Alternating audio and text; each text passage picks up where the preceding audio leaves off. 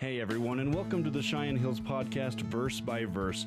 We know it's often hard to find time to spend studying God's Word, so we're happy you can join us as we read, unpack, and discuss Scripture every Tuesday and Thursday. We hope you enjoy the program. Well, hello again, everybody, and welcome to the walkthrough of Genesis, and we are going verse by verse, and I will tell you, I thought we would get further. We got to Judah last time as Jacob, or Israel, is giving this prophecy and blessing, and we saw him pass over 3 of the sons and give the blessing goes to Judah. We kind of camped there, so we've only been through 4 of the sons, and we're going to pick up in verse 13 of chapter 49 if you're wanting to follow along. Oh. And this is really quick. I just thought of something. Yes. When this airs, the Super Bowl will have happened yet. Yeah. And we, as of right now, don't know who won. Yeah. So that's just a weird thing. So it's just like prophecy. Did you just throw that random? No, I just realized. I'm like, when this airs, the Super Bowl will be winners, and so I'm glad no one has any gear on. Do you want to make any prophecies here on the Super Bowl? Joe Burrow. Yeah, you think Joe Burrow's got to be the greatest because he beat Kansas City? He's got to be the greatest. He got very lucky.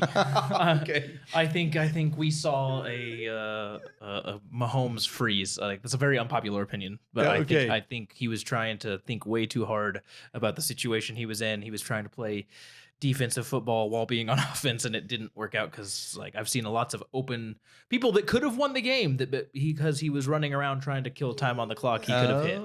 That's your theory. That's a props for the defense of the Bengals, on which is number 55 middle linebacker Logan Wilson. There you go. Who is from Casper? He's from Casper. And I watched him a lot actually in that game just to watch him. He's a great athlete. He's all over the field. Great athlete. Yeah. But also I found out there's 2 other Cowboys. There's, no matter what happened 2 days ago, a University of Wyoming Cowboy came home with a Super Bowl ring because Tyler Hall, the cornerback, is on the Rams. No kidding. Yep. That's interesting. Yep. So that's good. Sorry. There you go. So this is more than just Genesis. This is NFL sports commentary for free.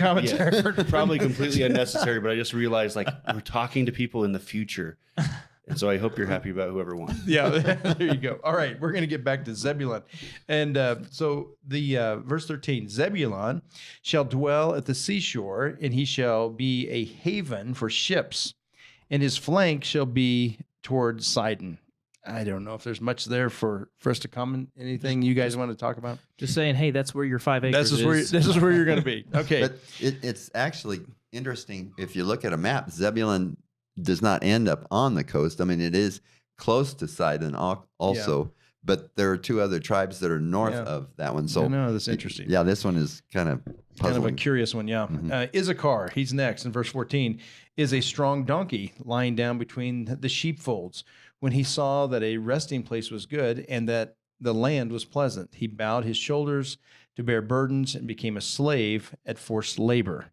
Anything on Issachar you want to highlight or feature? Well, for what I was reading is that this whole became a servant of forced labor thing kind of foreshadows, and I know we're not going to go through Joshua or Judges probably at this rate, but when we get there, they don't actually drive all of the Canaanites out. And so and over and over and over again in the book of Judges, the Canaanites, the Ammonites, the Hittites, all the people that they didn't actually get out of the land and get rid of, they come back and they force labor into people. I mean, that's what, who is it in Judges? Gideon is a Benjaminite, right? Okay. And the Canaanites come and he's having to thresh wheat in the middle of a wine press because he doesn't want them to see what's going on. Right. And so, because they're under forced labor. That's right. That's a good point. That's good.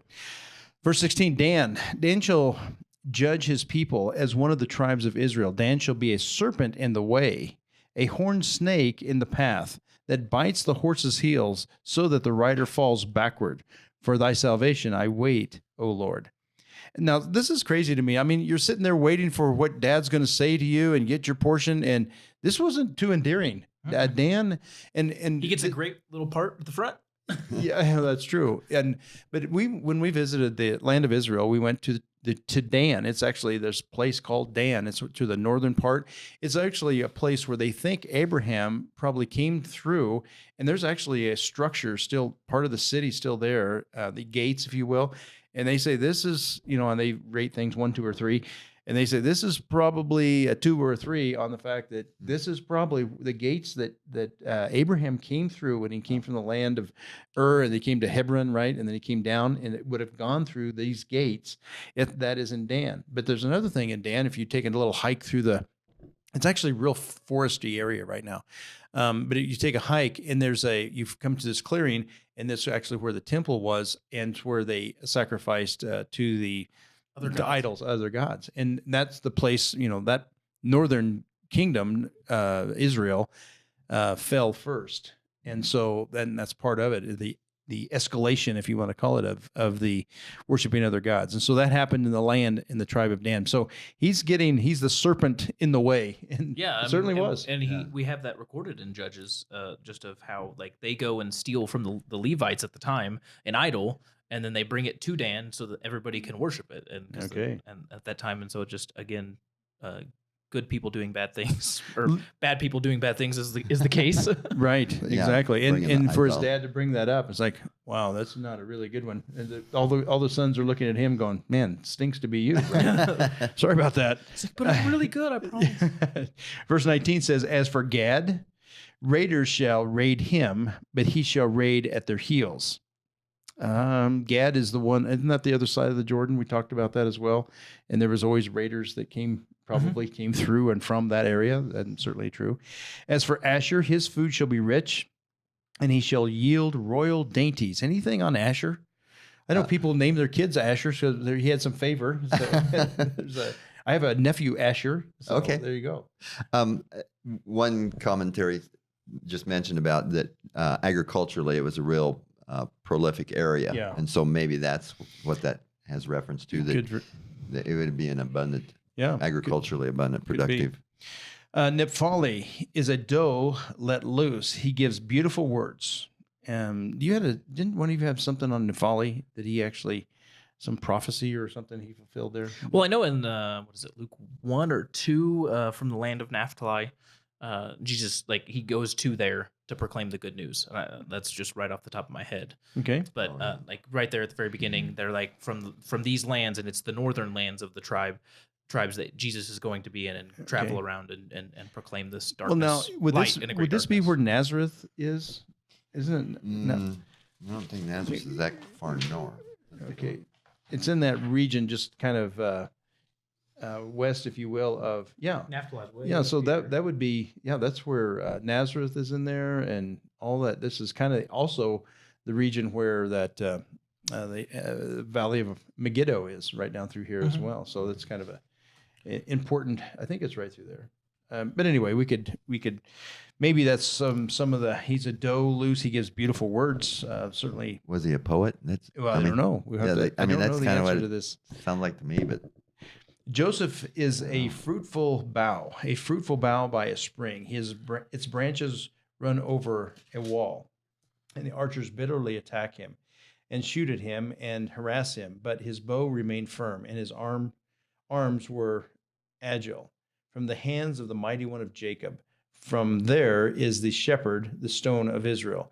From the God of your father who helps you, and by the Almighty blessing who blesses you, with blessings of heaven above, blessings of the deep that lies beneath, blessings of the beasts, and blessings of the womb.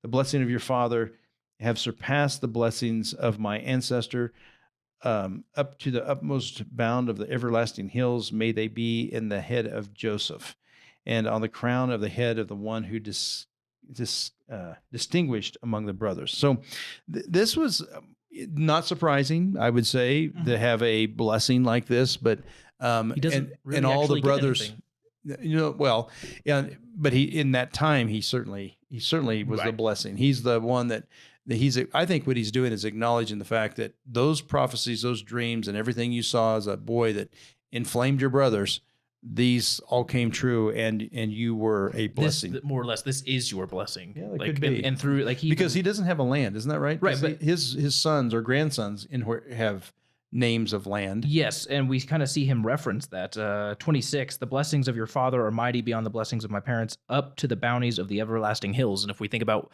where he told Ephraim and Manasseh they were going to go, is on those hillsides that he took from the Canaanites. That's true. And so like That's there's good. just all of that of saying, this is like the good boy speech of like, you did so good, you were awesome, like you saved us, like, but that is his blessing. Like he got to be the prime minister of Egypt, more or less. So like, you don't need anything because your blessing was passed on to your children.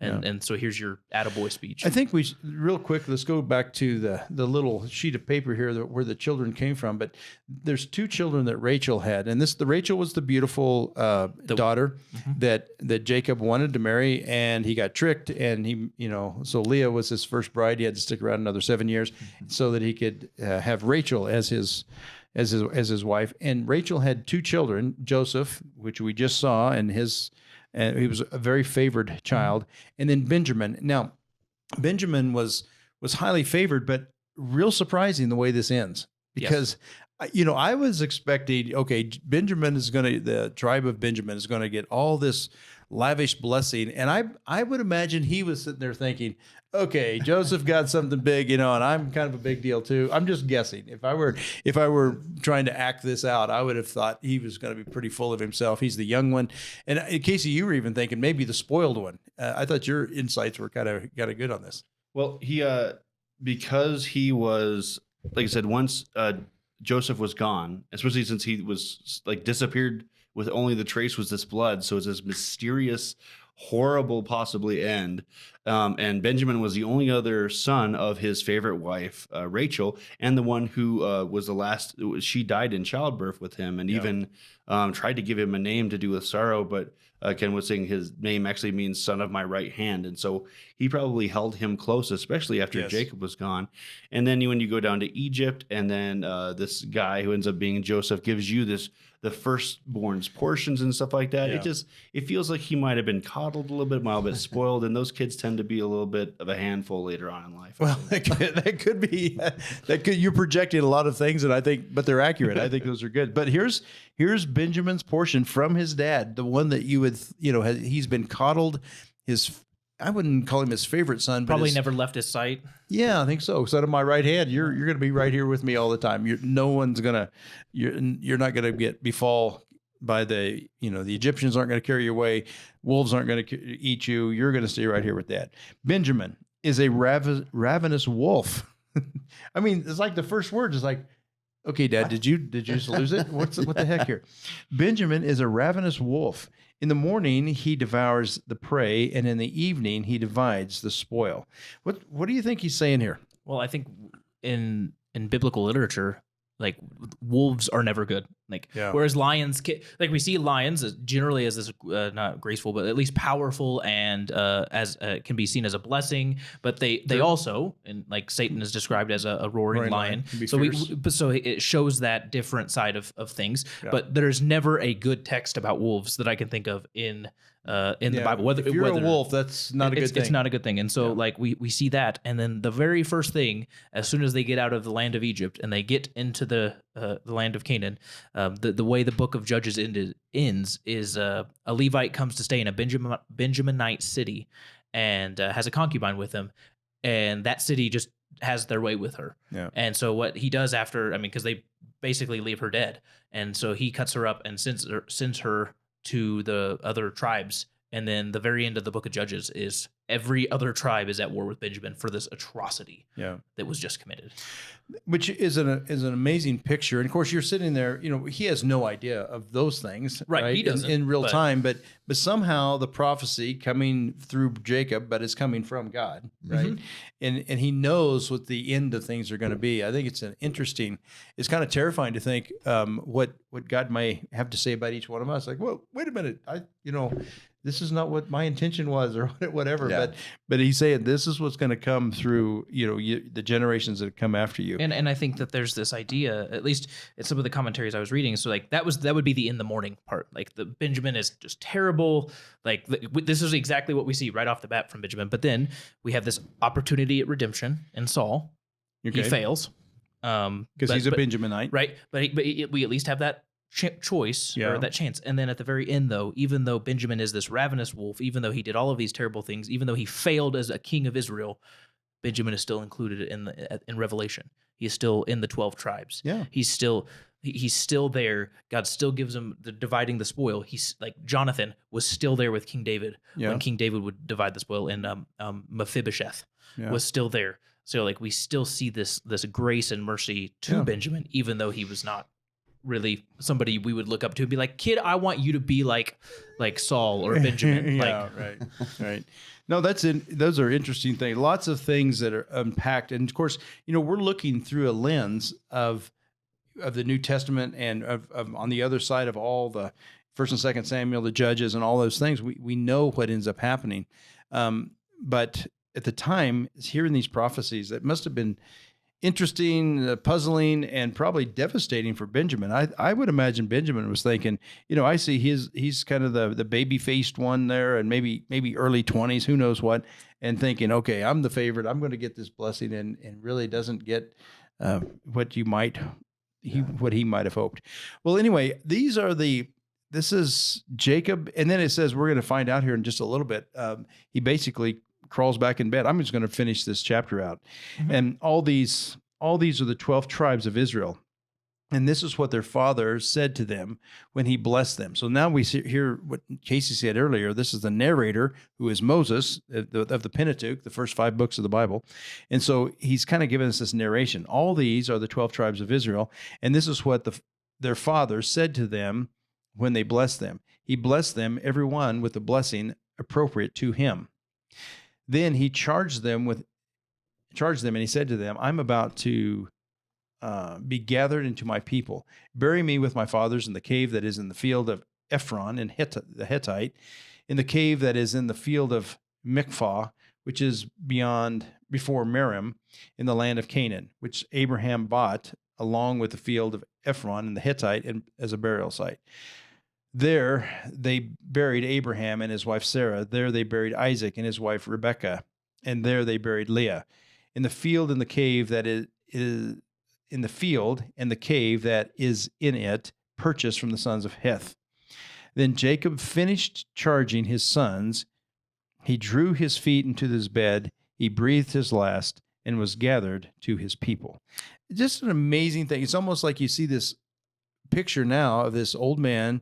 He sits up in his bed. He has the sons around him, and he goes through each one. And he doesn't, like you're saying, he's blind, right? And he's probably pretty feeble.